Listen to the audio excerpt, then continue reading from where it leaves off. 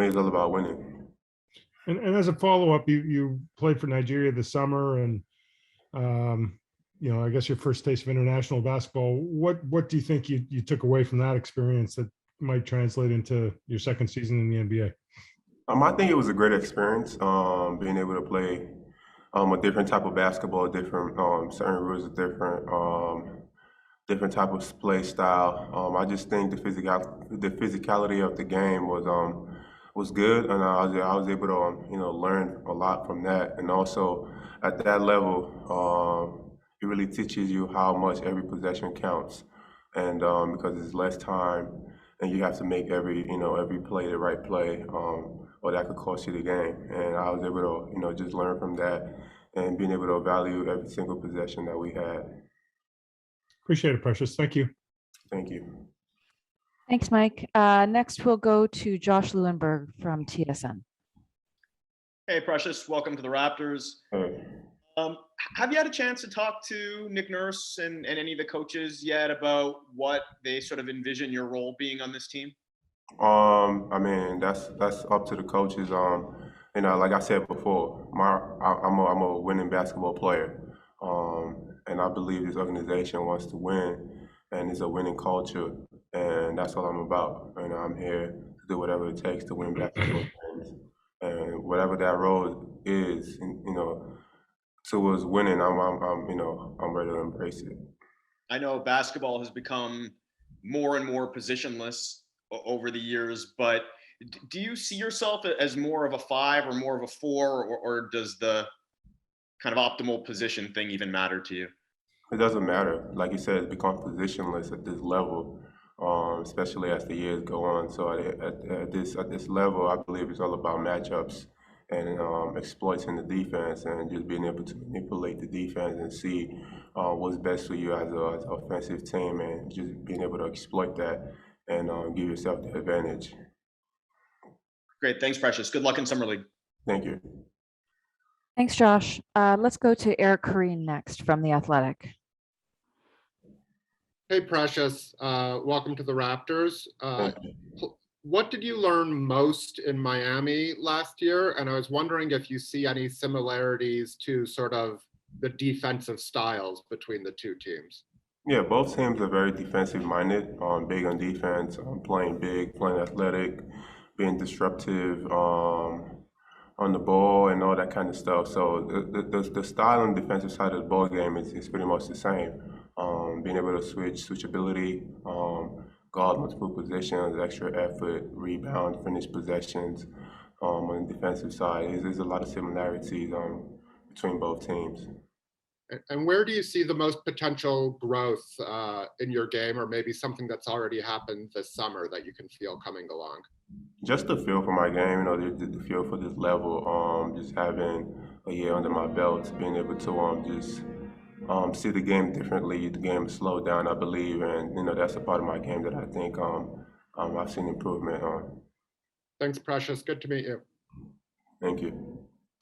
Thanks, Eric. Just before we go to our final question, I'll remind everybody that if you do have a question for Precious, please go ahead and raise your hands. And we'll go to Doug Smith now from the Toronto Star. Precious, thanks very much for stopping by. We appreciate it. Yeah, no problem. We've heard often Masai Ujiri talk about opportunities for young Nigerian and African players, more courts, more coaching. I just wonder if you have any experience with either his Giants of Africa or Basketball Without Borders, and how that may have helped you in developing your game. Excuse me, can you say that again? Yeah, we've heard Masai Ujiri talk often about increased opportunities for young Nigerian players, more courts, more coaching. Did you have any experience with that, and what was it like growing up as obviously a special basketball talent in that country? I think it's a big thing, and I think it is correct in terms of expanding basketball in the continent of Africa. I think the talent is there. It's just the opportunities is not as many as it is on this side, on this side of the world. But the talent is definitely there. It's just less opportunities. And I think the way basketball is, improving on the continent of Africa right now is really big, because there's a lot of kids, like I said, that are really talented, like myself.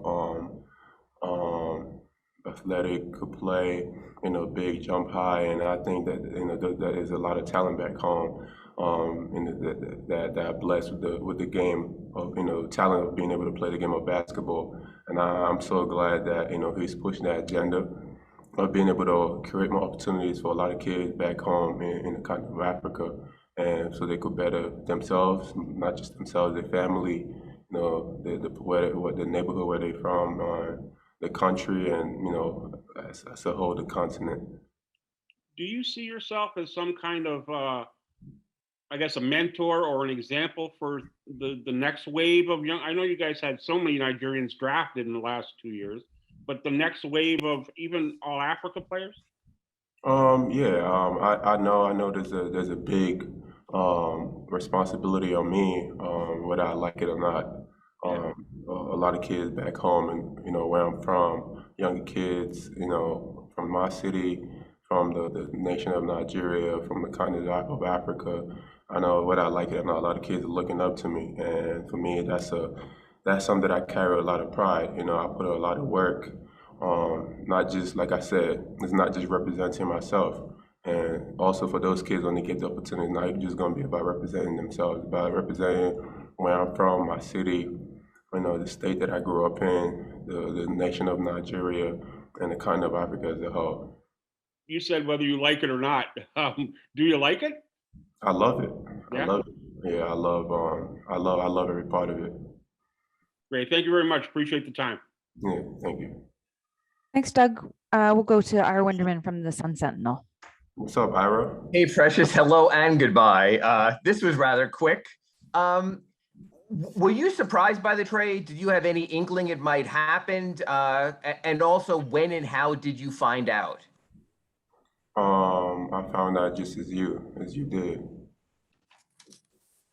And are you surprised at all? I mean, just such a short time with the team. I mean, because it was a short season, he got drafted in November, and all of a sudden, boom! By August, it's over. I mean, I understand it's part of the business coming in. I've been watching basketball since I started playing, and watching the NBA. Me coming into the NBA, I already had it at the back of my mind that it's part of the business. It could happen at any time, any day, to whomever. And I'm not an exception. So I was just always ready, for if that happened, and happened. And just because I prepared myself before, and I told myself, it could happen at any time, any point in time, I wasn't, so surprised, because like I said, it's business. Both sides are doing what's best for them, and that's how I looked at it. And last question for me: how would you sum up your Heat experience, the few brief months that it was? Thank you. Learned a lot. Great guys, made a lot of lifetime friendships. A lot of bonding with a lot of guys on the team. I still talk to this day, and obviously, guys that I played on Team Nigeria with as well. It was a great experience, just being able to bond with those guys, not just as teammates for the Miami Heat, but also for the Nigerian team. Thanks, Ira. Final two sets of questions, and the first one will go to Neil Davidson from the Canadian Press. Thank you. Precious, I've read that you don't want to be remembered for just being a basketball player, that you'd like to help people in the community. I wonder if that's something that you plan to do in Toronto, and if there are any causes in particular that are of interest to you. Yeah, of course. I just don't want to be a basketball player, remember as a basketball player. I want to give back to the community that I'm in. I've already started doing something like that, and definitely go back home in Nigeria, do a lot of community stuff, help out kids, help out families in needs, and just provide for them, in whatever way I can. And just to follow up, I understand, like your older brother, you started off in soccer. Were you any good at soccer, and what prompted you to switch sports? Oh, I'm still good at soccer. It wasn't where I any good. I still got it. But the reason I started playing basketball is because I had a crazy growth spurt, and I went to go play soccer.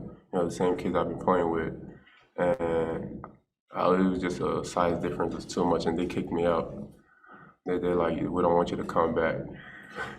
No, I'm joking, but no, my brother said playing basketball is always a basketball laying around, and I picked it up real late and never went back to, never looked back, just kept playing basketball, and I fell in love with the game ever since then. Thank you. Thanks very much. And we'll close the loop with Michael Grange, back where we started. Hey, thanks again, Precious. Just your thoughts when you did find out you were being traded to Toronto, your reaction about coming to a new city, a different team. Did you sense an opportunity here? What's your outlook looking forward about being a Raptor? I mean, it's exciting. Young group of guys being able to be a part of, not just a young group of guys, but also a program that wants to win and also develop. I look at it as an exciting opportunity coming here, develop my game, and also look forward to winning basketball games and going far in the season. Thanks again. Have a great afternoon over there. Thank you. Thanks very much. We appreciate you stopping by this afternoon, Precious. I'm looking forward to meeting you. All right, you too. Take care, everybody.